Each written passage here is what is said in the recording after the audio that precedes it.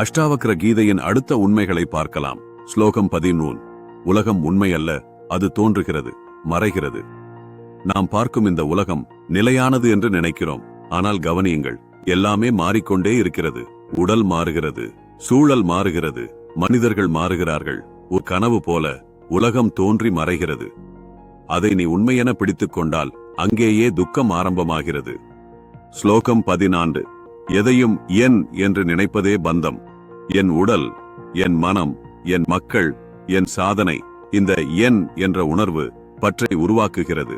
பற்றால் பயம் வருகிறது, பயம் வந்தால் துக்கம் வருகிறது. எதுவும் உன்னுடையது இல்லை, அனைத்தும் வந்து போகும். ஸ்லோகம் 15. விட்டவனுக்கு அமைதி, பிடித்தவனுக்கு கலக்கம்.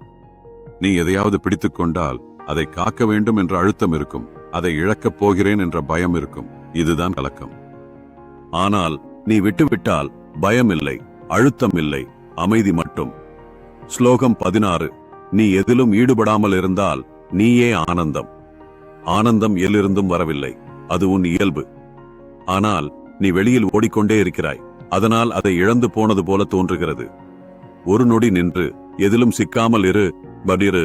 அப்பொழுது உள்ளிருந்து வரும் அமைதி, அதுவே ஆனந்தம்.